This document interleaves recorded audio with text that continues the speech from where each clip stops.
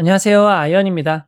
오늘은 곧 청약을 시작하는 진영에 대해서 알아보도록 하겠습니다. 제목으로 이미 증명된 문제, 정해진 미래라고 지었는데 왜 이렇게 이야기하는지 함께 알아보도록 하겠습니다. 이 영상으로 기업과 기술에 대해 조금 더 알아가실 수 있기를 바랍니다. 먼저 회사 정보에 대해서 알아보도록 하겠습니다. 회사의 상황을 잘 알려면 언제나처럼 매출 내역을 확인하시면 됩니다. 현재 진영은 2022년 기준 전체 매출의 92.1%가 가구용 시트와 가구용 엣지에서 나오고 있습니다. 진영의 홈페이지에서 확인한 제품 내역을 살펴보면 앞에서 살펴본 대로 가구용 엣지, 가구용 시트 외에 산업용 마감재도 있는 것을 확인할 수 있습니다.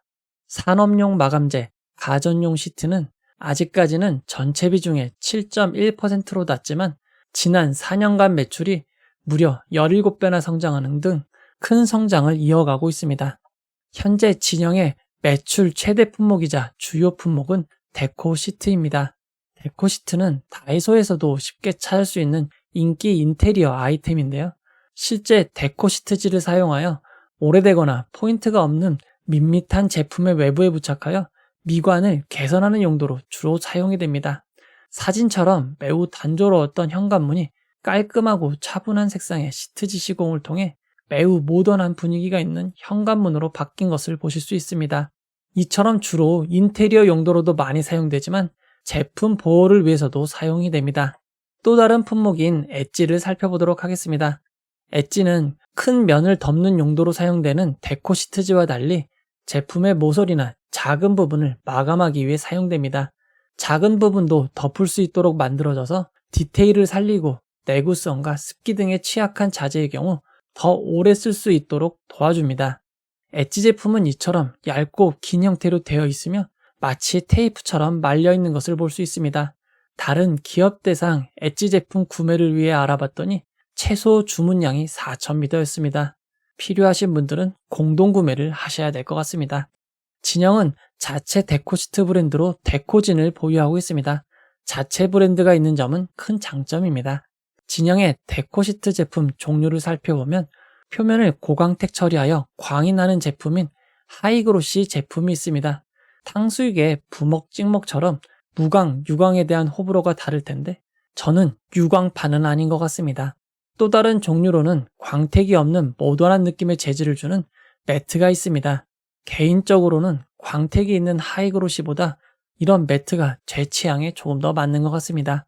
그리고 실제 암석 등에 있는 자연스러운 무늬나 선호하는 패턴을 적용한 패턴 제품도 있습니다. 그리고 창호, 도어, 주방 가구, 일반 가구 등 심미적이고 정교한 디자인이 필요한 곳에 적용되는 가구용 데코 시트인 헤어라인이 있습니다. 사진으로 보시는 것처럼 금속의 디자인과 질감을 가진 제품입니다. 마지막으로 고광택과 펄의 질감을 가진 표면 마감재인 펄 데코 시트가 있습니다. 개인적으로 제일 불호인 것 같습니다. 이렇게 진영의 5개의 대표 데코 시트 제품을 알아봤는데요. 이 제품들을 살펴보면서 제 취향은 매트라는 것을 알았습니다. 여러분들의 취향도 매우 궁금한데 댓글로 남겨주셔서 취향을 공유해 주시면 참고하도록 하겠습니다. 앞에서 살펴본 진영의 자체 브랜드인 데코진의 설명을 보면 ASA 수지를 기반으로 개발한 데코시트 브랜드라고 나와 있습니다. 그렇다면 ASA란 과연 무엇일까요? ASA를 이해하기 위해서는 먼저 폴리염화 비닐을 알아야 됩니다. 우리가 흔히 비닐이라고 부르는 것이 폴리염화 비닐, 영어 약자로는 PVC입니다. 강하고 색을 내기 쉽고 단단하고 잘 마모되지 않아서 폭넓게 이용되고 있습니다. 주로 수도관, 물바지와 같은 건축 자재로 많이 활용되고 있는데요. 폴리염화 비닐, PVC 자체는 열에 약합니다. 따라서 납, 주석, 칼슘염과 같은 안정제를 첨가하여 제조하고 있고 PVC 자체는 단단하기에 가소제를 첨가하여 좀 더 유연한 연질 PVC를 만들 수 있습니다. PVC로 만든 제품 중에 가죽 시트 의자가 있습니다. 보통 버스에 많이 사용되었는데 앞에서 살펴본 딱딱한 제품과 달리 같은 PVC이지만 가소제를 넣었기에 부드러움을 줄 수 있었습니다.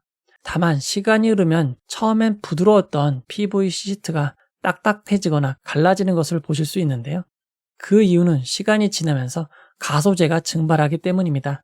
가소재가 증발하면서 다시 원래 딱딱함으로 돌아가기 때문에 생기는 일입니다. 딱딱한 PVC에 유연성, 부드러움을 줘서 폭넓게 사용되게 해주는 고마운 가소재에 큰 문제가 있는 것이 밝혀졌습니다.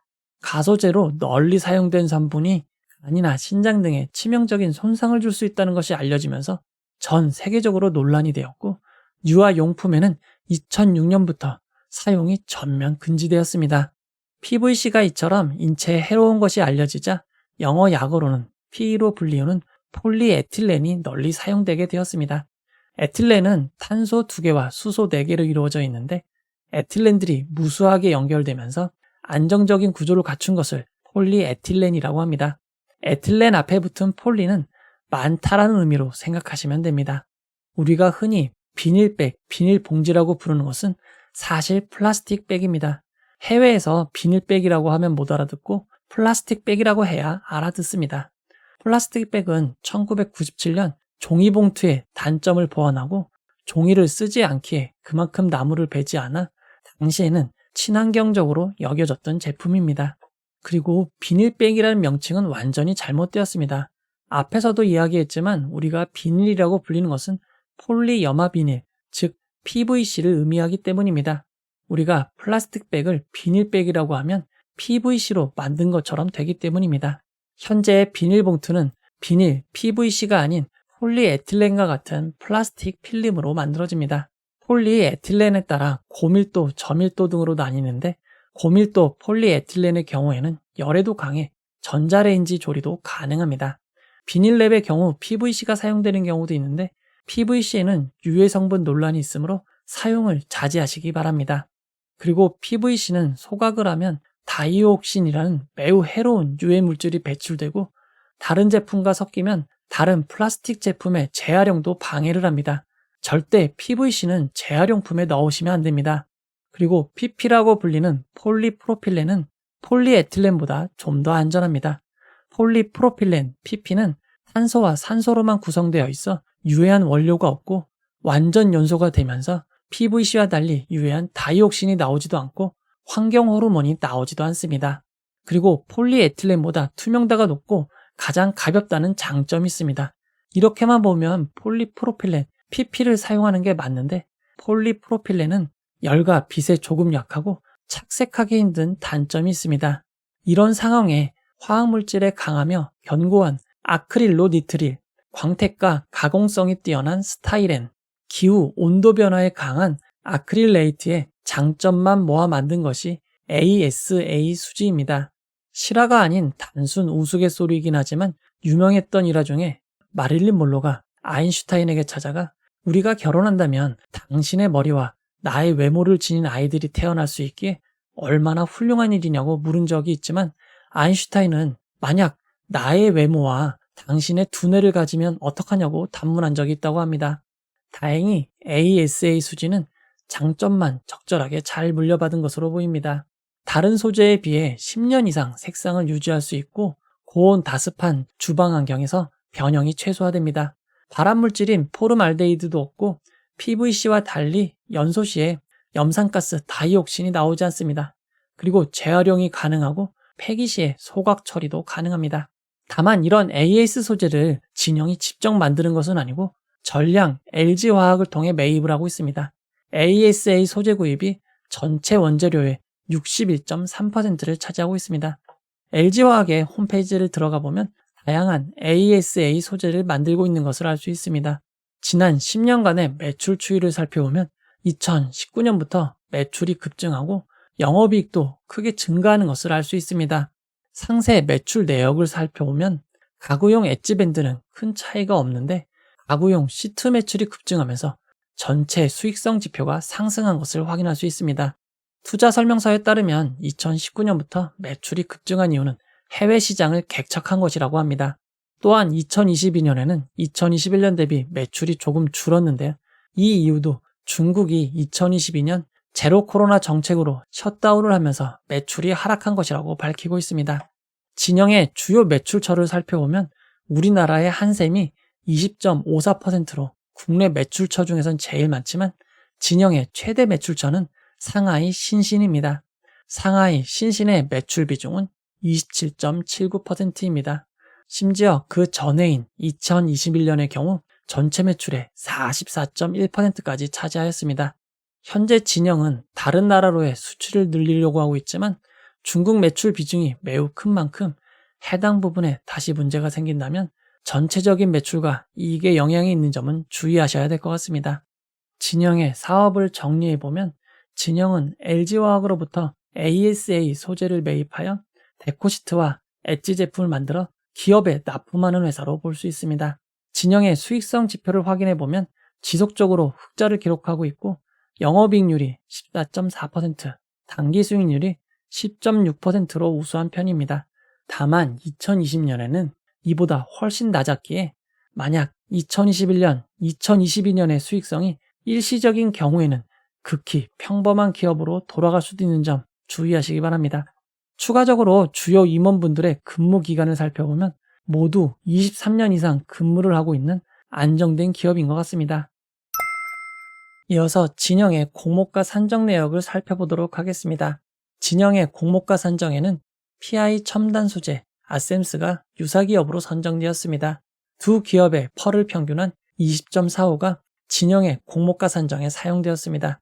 첫 번째 비교 기업인 PI 첨단 소재를 살펴보면 PI 첨단 소재는 연성 회로기판 FPCB에 주로 사용되는 PI 폴리이미드 생산 업체입니다.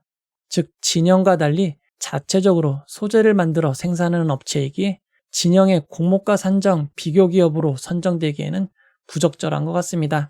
아셈스는 주로 운동화 접착에 사용되는 핫 멜트 필름, 자동차 썬루프용 원단을 생산하고 있는 업체입니다. 진영과 가장 유사한 업체인 것 같습니다. 진영의 주당 평가가액은 PI 첨단 소재가 포함된 퍼 배수인 20.45가 사용되어 6,123원이 되었습니다. 하지만 진영의 사업과 거리가 있는 PI 첨단 소재를 제외하고 현재 가장 비슷한 아셈스의 퍼만 적용을 한다면 진영의 주당 평가 가치는 5,138원으로 크게 낮아지게 됩니다. 공모가로 결정된 5,000원과 큰 차이가 없습니다. 이어서 진영의 일정을 알아보도록 하겠습니다. 진영은 5월 22일 월요일 청약을 시작하여 5월 23일 화요일 청약이 마무리됩니다. 청약 시간은 오전 10시부터 오후 4시까지 진행이 됩니다.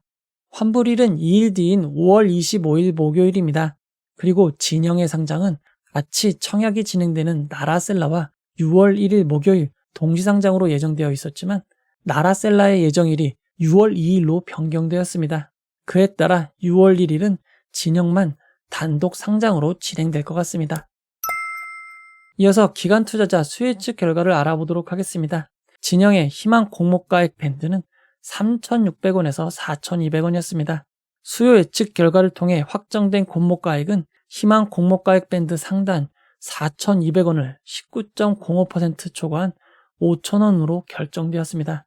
진영의 수요 예측에는 1,652곳의 기관이 참여하여 1,595.70대 1의 경쟁률을 기록하였습니다.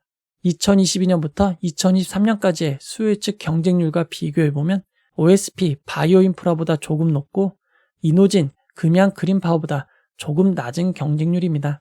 경쟁률을 그래프로 살펴보면 상당히 높은 편임을 알 수 있습니다. 이어서 수요 예측 분포를 살펴보도록 하겠습니다. 진영의 수요 예측은 밴드 상단 초과에 제일 많이 몰렸습니다.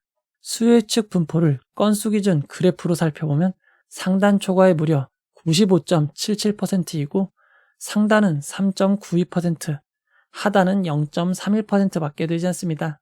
이렇게 밴드 상단 초과에 몰린 수요 예측이 많았기에 공모가가 상단을 초과하여 결정된 것 같습니다. 수요 예측에서 가장 중요한 의무보유 확약을 살펴보면 건수 기준 9.24%, 수량 기준 9.17%입니다. 2022년부터 2023년까지의 의무보유 확약과 비교해보면 평균 9.68%보다는 조금 낮습니다. 투르앤 오토앤보다는 높고 산돌, 범한 퓨어셀보다는 낮은 의무보유 확약입니다. 진영의 수요 예측 결과를 경쟁률과 의무보유 확약의 좌표로 나타내면 진영은 수요 예측 경쟁률이 높고 의무보유 확약도 평균 정도는 됩니다. 진영과 비슷한 수요 예측 경쟁률을 기록한 종목들은 한 종목도 시초가가 공모가를 하회한 적이 없습니다. 진영의 수요 예측 결과는 좋다고 할 수 있습니다. 이어서 청약 정보와 청약 증권사를 알아보도록 하겠습니다. 이번 청약에 우리사주조합에 배정된 주식은 없고 일반 청약자에게 25%의 주식이 배정되었습니다. 금액으로는 53억 원으로 규모가 작은 편입니다. 진영의 청약은 하이투자증권 단독으로 진행이 됩니다. 하이투자증권은 청약기간 중 개설을 하시면 청약이 불가능합니다. 청약 개시일 직전까지 개설된 계좌만 청약이 가능하므로 진영의 청약을 원하시는 분들은 청약일 전까지 계좌를 개설하시기 바랍니다. 이번 청약은 등급에 따른 청약 주식수 차이는 없습니다. 최대 10만 6,250주를 청약할 수 있고 10만 6,250주의 청약 증거금은 2억 6,562만 5천 원입니다. 하이투자증권은 청약 수수료 2,000원이 있습니다. 이번 청약의 균등 배정 주식수가 53만 1,250주입니다. 주식수는 낮은 편이기에 트루엔의 청약자분들이 모두 참여한다고 해도 균등은 2.29주입니다. 다만 한 주에 5,000원 밖에 되지 않고 하이투자증권이 미래에셋증권과 달리 메이저 증권사가 아닌 점은 고려하셔야 될 것 같습니다. 다만 하이투자증권은 지난 LG에너지솔루션에 참여했던 증권사로 당시 많은 계좌 개설이 있었기 때문에 참여자가 아주 적지는 않을 것 같습니다. 이번 청약의 최소 단위 청약은 10주이고 10주의 청약 증거금은 25,000원입니다. 이어서 상장일 유통 물량을 알아보도록 하겠습니다. 진영의 공모가 5,000원 기준 상장 시가총액은 855억 원입니다. 매우 작은 회사입니다. 상장일 매각 가능한 기존 주주가 92만 주가 있고 상장일 유통 가능 비율이 30.24%로 조금 높은 편이라고 할 수 있지만 시가총액이 낮기에 금액으로는 매우 낮은 259억 원 수준입니다. 만약 기관들의 의무보유 확약 배정이 평균만큼 배정된다고 가정하면 상장일 유통 가능한 비율은 25.96%로 더 낮아지고 금액도 222억 원이 됩니다. 물론 의무보유 확약 실제 배정에 따라 큰 변동이 있을 수 있는 점은 주의하시기 바랍니다. 의무보유 확약 전 상장일 주체별 유통 물량 비율을 살펴보면 기존 주주가 17.82%, 일반 청약자가 20.54%, 기관 투자자가 61.63%입니다. 상장일 기존 주주 비율이 17.82%로 낮고 금액으로 따져도 46억 원밖에 되지 않습니다. 진영의 상장일 기존 주주 물량은 거의 없는 것으로 봐도 될 것 같습니다. 진영의 상장일 매각 가능한 기존 주주를 살펴보면 2022년 4월에 미리 배정했기에 매각이 가능한 우리사주조합이 있습니다. 우리사주조합의 단가는 한 주당 1,695원입니다. 그리고 나머지는 기존 소액주주입니다. 근데 여기엔 조금 신기한 점이 있습니다. 보통 1% 지분 이하를 가진 분들을 소액주주라고 하는데 여기서는 조금 다르게 계산된 것 같습니다.